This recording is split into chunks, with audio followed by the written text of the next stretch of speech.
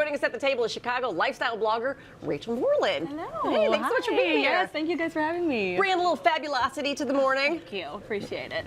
Anything big going on in your world right now? Yeah, so with me and my lifestyle blog, I really focus around fashion, skincare, beauty, but one of my big things is really sharing kind of fun things to do here in Chicago. Ooh. So, you know, new restaurants to try, new festivals to go to, so that's really been kind of my focus right now, which is really highlighting this beautiful city. So you're the plug on all things, you know, cool I mean, to do I guess in you Chicago. could say that, yes. A For one-stop sure. shop. Yeah, that's love right. it. All right, so let's jump in. Yeah. Companies all over the country are asking their employees to work from home during the coronavirus scare. A lot of folks aren't used, though, to holding themselves accountable at home. So seasoned pros are kind of giving some advice on Twitter. So here's what some of them have suggested: to stay away from the TV, but let's so don't work in your bedroom, put your phone in another room, stick to a schedule, take walks, and wear clothes that aren't pajamas. Agreed. So you must do a lot of work from home. I do. What are your thoughts on that? Yeah, I think they hit the nail on the head. I would definitely say do not work from the couch or the bed. Oh, it can gosh, be yeah. so tempting People to stink in there like, oh, now it's Netflix. So cozy. Yeah. Right, Exactly. exactly. And, you know, turning on your Netflix, hanging out on your phone. So I really think having a dedicated workspace.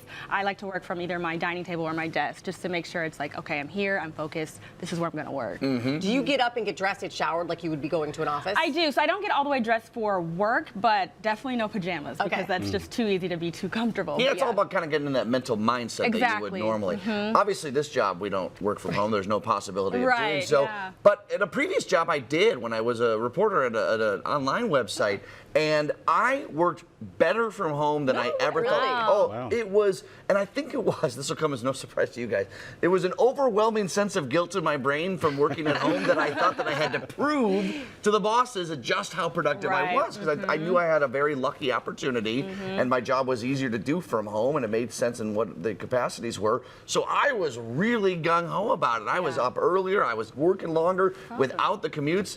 I mean, my best ideas came from working at home, taking long walks, stuff like Yeah. that. I could never do it. First of all, Yeah. because the second I walk in the door, all I think about is the checklist of stuff that I have to do. Exactly. And if I sat down in front of a computer to do anything, I'm like, all right, let me just do one thing. One thing. And then I'll get back to it. And then just do, I have that problem even at home when I'm trying to get other stuff done. I don't think it would work for me because I would talk myself into breaks. Oh, you know, I'll just take 30-minute Netflix session real quick. Yeah. Oh, I'll just, you know, I need to let the brain breathe, right? And then all of a sudden, 4 hours later, 5 hours later, Right. I got nothing done, you know? Yeah. You'd have to set hard deadlines for yourself, But right? I find creativity comes from not being in an office. I don't Yeah. know. Something about sitting down. I know you can like function your time that way, but like if I'm just sitting at a desk computer and I'm like forcing myself to kind of come up with ideas or think creatively, it doesn't work for me. What gets me going is fresh air, walking around, and just kind of a change in things of being relaxed, like being able to sit comfortably at home. Yeah. Well, I guess working from home doesn't necessarily mean just having to be at home. You can Right. go to a coffee shop. True. You Sure, can, totally. You You know, can totally work go by the wherever. beach. Yeah. I think it depends on what you're working on too, because I feel like if you need to work with a lot of people, sometimes it is easier just to pop over to someone's desk and ask Yeah. a question versus Right. trying to get a hold of them and email them. So I guess it depends on what you're doing. How do you structure your day? Yeah, so I actually love to have a morning routine. So still having coffee, listening to podcasts, watching news, just so it feels like I'm doing something before going to work.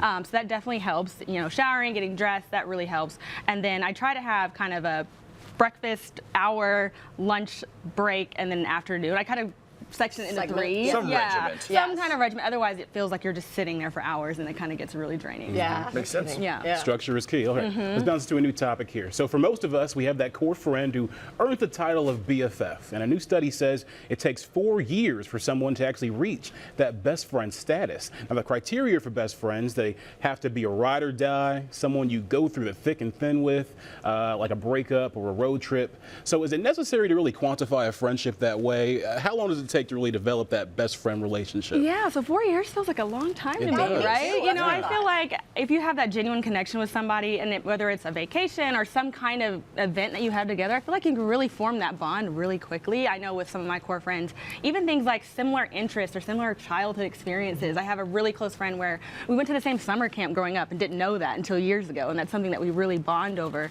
So I don't know if it takes four years. It just feels like a long time to me. I think it's short. Yeah. You do? I think it's either right on or short.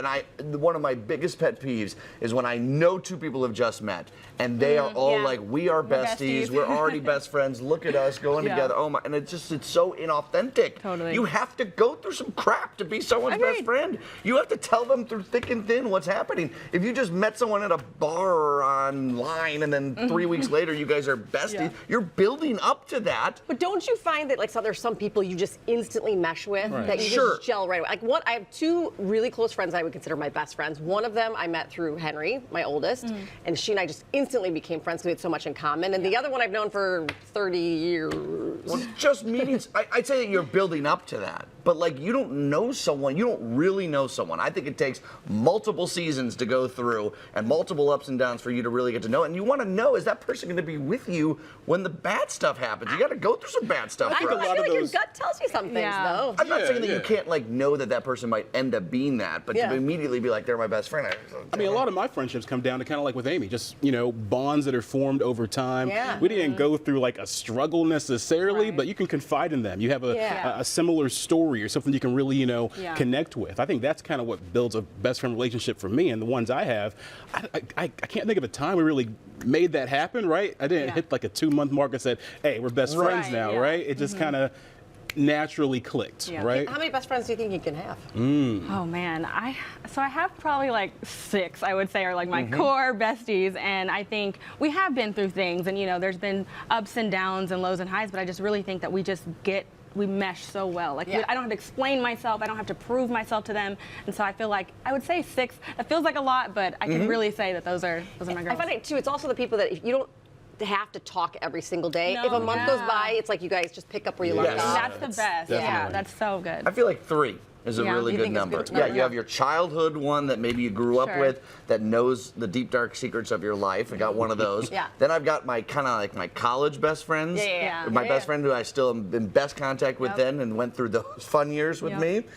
And then maybe a more recent one, and I lived with her, Dana. We only met maybe 6 or 7 years ago. Well, it's a while ago now, Yeah. but Yeah. kind of someone that got to know you in different parts. I feel like you end up having these friends that are associated with different times Oh, in for your sure, life over and life, that yeah. progression.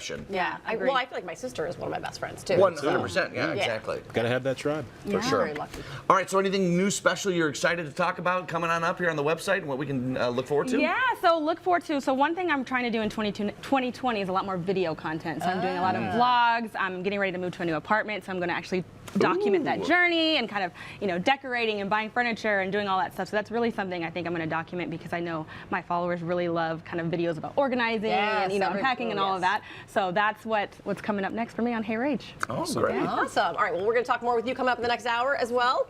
Sounds good. Thank Well, you that's guys. a great picture of you, too, by the way. Thank you.